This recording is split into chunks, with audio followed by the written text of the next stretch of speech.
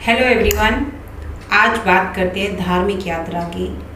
और सिर्फ एक लाइन में लिखा है कि मरकरी अगर लगन में है 27 ईयर की एज में वो धार्मिक स्थान पर यात्रा करेगा। वो कौन? यानी जातक या जातिका जिसकी भी ये कुंडली है।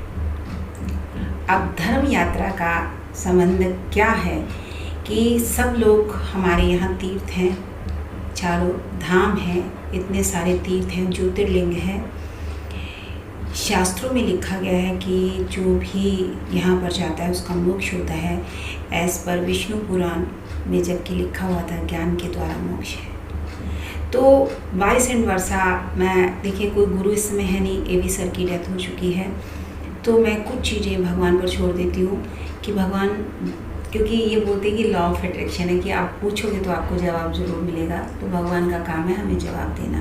यात्रा को भी कितनी तरह से बांटा गया है कि कौन सी यात्रा है, धार्मिक यात्रा है। कई लोग क्या करते हैं, संन्यास ले लेते हैं और यात्रा पर निकल जाते हैं। आजकल तो एक्साइटमेंट के लिए लोग निकल जाते हैं, पिक्चर पर देखा होगा, तो लिया बैग और निकल गए कि हम फूड ब्लॉगर बनेंगे।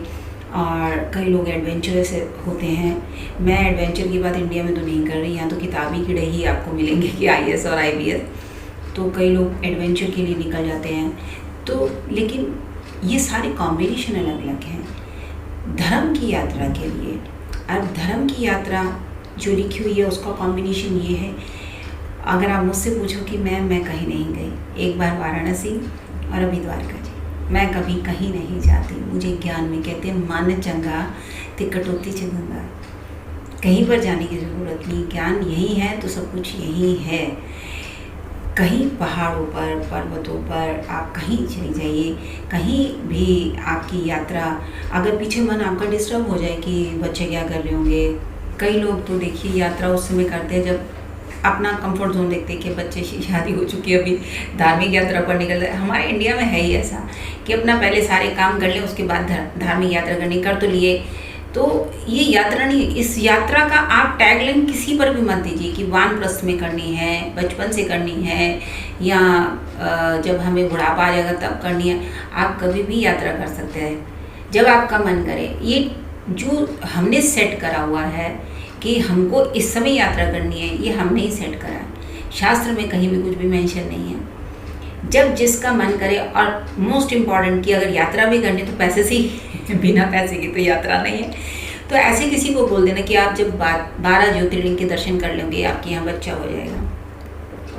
अगर आप यहाँ इस धर्म स्थान की यात्रा, कामाख्या देवी की यात्रा कर लेंगे तो आपका ये मनोकामना पूरी हो जाएगा, आपको तंत्र सिद्धि मिल जाएगी, आपको मंत्र सिद्धि। मैं डेली ना ये सब सुनती रहती हूँ, छोटी छोटी वीडियोस होती हैं, आजकल तो शॉर्ट रील्स चल पड़ी हैं, तो उसमें बड़ा आता है। तो मैं कहती हूँ कि इस यात्रा की क्या ज़रूरत है। मैं तो कहीं पर नहीं गई, देखिए मजबूरी में इसलिए गई क्योंकि मैं कहीं आती जाती नहीं। तो मेरी मम्मी कहती हैं कि थोड़ा सा चेंज हो जाता है कि 24 घंटे किताबों के अंदर रहना भी ठीक बात नहीं है। तो मैं देखने गई थी, अगर वहाँ पर जा रही हूँ तो ऐसा क्या पेंडिंग कर्मा है मेरा, क्योंकि जवाब आपके अंदर है, जवाब खोजने ही आप जा रहे हो। मैं तो एस्ट्रोलॉजर हूँ, मैं तो उसी वे से जाऊँगी। मम्मी सोचते हैं कि अगर मैं गई तो मेरा मोक्ष हो जाएगा। वाराणसी भी मैं इसीलिए गई कि जो भी वाराणसी में जाता है वहाँ उसका मोक्ष हो जाता है, क्योंकि ये भी मैंने शिव पुराण में पढ़ा। लेकिन विश्वास किस बात पर करती हूँ, विश्वास, और मैं ये भगवान से कह के चलती हूँ कि मैं सुन के आई हूँ, सिर्फ विश्वास नहीं कर सकती जब तक आप सबूत नहीं दे देते। अब सबूत कैसे मिल सकता है, क्योंकि भगवान किसी फिजिकल फॉर्म में तो है नहीं, यानी वो किसी के द्वारा वो मैसेज मेरे तक पहुँचेगा, तब मुझे पता चलेगा इसके पीछे का रीज़न क्या है। इसीलिए जब मैं गई वाराणसी तो मैं उनको बड़ा सुनाती थी, बड़ा महंगा उपाय करके आई हूँ मेरे, क्योंकि देखिए मैं करोड़पति नहीं हूँ, बहुत सोचना पड़ता है, यात्रा के लिए मनी चाहिए।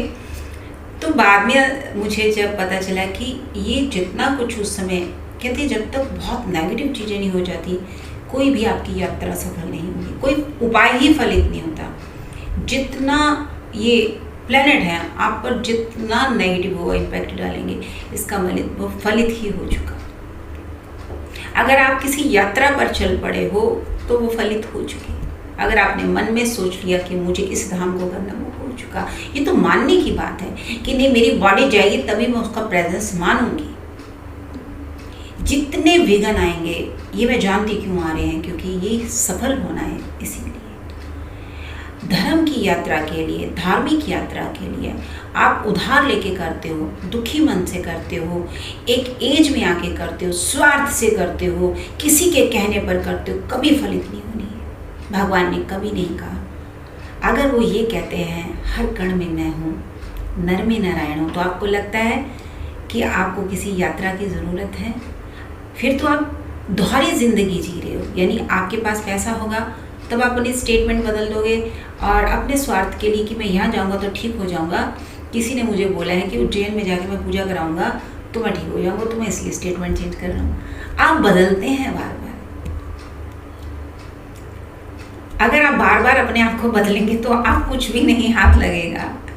यानी आप ब्लाइंड फेथ करके चल रहे हो और कुछ भी नहीं कर रहे हो। और जितने सत्संग हैं या जितना भी आप सुनते हो, उसमें से आपने क्या चीज़ को पाया, उस पर आपने एक अक्षर भी सुन लिया ना जो आपकी ज़िंदगी को बदल देता है, तो वो धर्म के समान है। वो धार्मिक यात्रा आपकी वहीं संपूर्ण होगी जिस दिन आपने अपने आप को बदल दिया। धर्म की यात्रा के लिए पैसा नहीं उठाना है मार्केट से, एज सेट नहीं करनी, किसी के कहने से नहीं करनी। जब आपका मन करे, आपके पास पैसे हों, निस्वार्थ जाइए, प्रभु के दर्शन करिए, क्योंकि आपका विश्वास है। वरना जो मैंने बताया ना, मान चंगा ते कटौती च गंगा, तो नर में नारायण है। इसी तरह आप सच से जुड़ें, मेरे चैनल के साथ जुड़ें, मेरे चैनल को लाइक करें, शेयर करें, सब्सक्राइब करें। अगली बार मिलते हैं एक और सच के साथ। डॉक्टर किरण बाबा, बाय।